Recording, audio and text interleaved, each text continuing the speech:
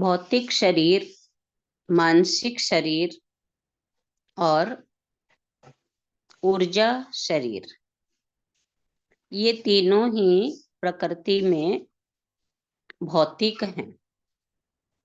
समझेंगे, भौतिक शरीर जो हमारा शरीर है, मानसिक शरीर जो मन हमें कहता है, वो सब भौतिक हैं, और ऊर्जा शरीर में जो एनर्जी है वे सब भौतिक हैं।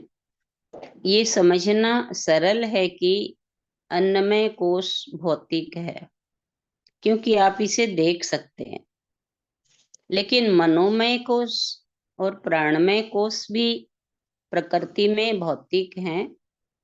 वो इस तरह है, आप साफ तौर पर देख सकते हैं कि एक बिजली का बल्ब भौतिक है, इसमें दौड़ने वाली बिजली भी भौतिक है, और इससे निकलने वाली रोशनी भी भौतिक है। ठीक इसी तरह भौतिक शरीर स्थूल ढंग से भौतिक है, मानसिक शरीर थोड़ा सूक्ष्म है, जबकि ऊर्जा शरीर और भी सूक्ष्म है, लेकिन फिर भी भौतिक ही है। बल्लभ के उदाहरण से बताया हमें।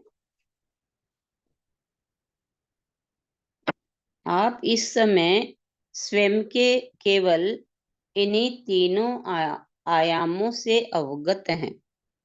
जीवन के इन तीनों भौतिक आयामों के साथ कर्म या कर्म की स्मृति की छाप जुड़ी होती है। कर्म शरीर, मन और ऊर्जा पर अंकित होता है। कर्म शरीर, मन और ऊर्जा पर अंकित होता है। ये कर्म संरचना ही है जो प्राणी को थामे रखती है। स्वयं की चौथी परत को विज्ञानमय कोश कहा जाता है, जो ज्ञान से संबंधित है। विशेष ज्ञान या विज्ञान का अर्थ है असाधारण ज्ञान। विशेष ज्ञान का अर्थ है असाधारण ज्ञान, या वह ज्ञान जो इंद्रिय बोध से परे है।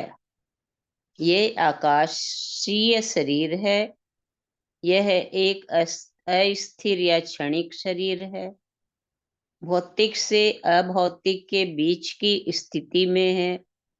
ये न तो भौतिक है न अभौतिक है, दोनों के बीच एक संपर्क की तरह है।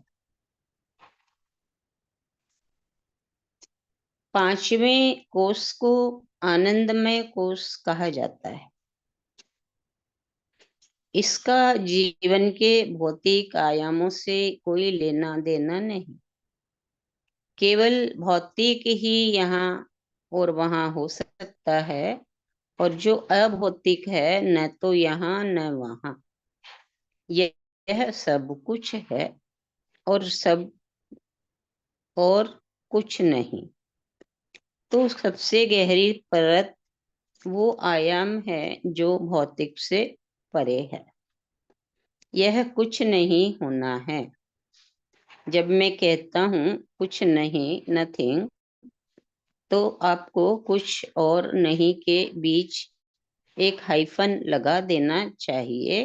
कुछ नहीं यानी नो थिंग। नो थिंग के बीच में हाइफन है, डैश है। यह कोई चीज नहीं है, यह भौतिक प्रकृति से परे है।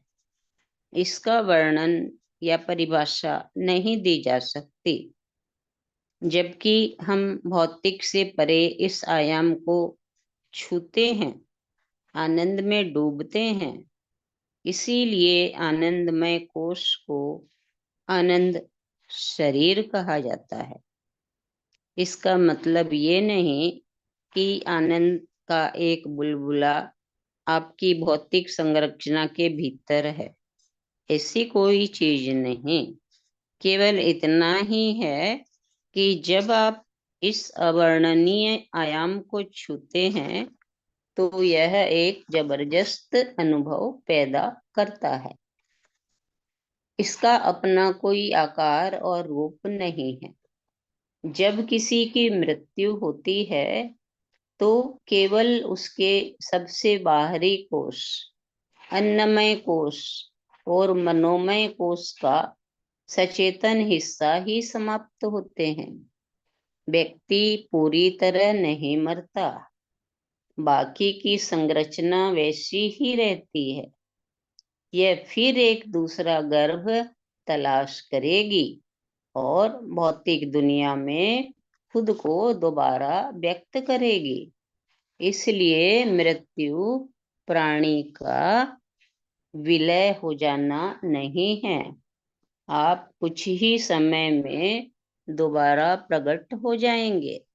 लेकिन अगर ऊर्जा शरीर, मानसिक शरीर, भौतिक शरीर को हटा दिया जाए तो आनंद शरीर ब्रह्मांड का एक हिस्सा बन जाएगा। अगर ऊर्जा शरीर, मानसिक शरीर, भौतिक शरीर अपने स्थान पर हैं, सिर्फ तभी वे आनंद शरीर को अपने स्थान पर थाम सकते हैं। जब वे नहीं रहते, आनंद शरीर भी नहीं रहता। अब वे पूरी तरह से नहीं है। यही जीवन, मृत्यु और विलय की पूरी कहानी है। लेसन पूरा हो गया। बहुत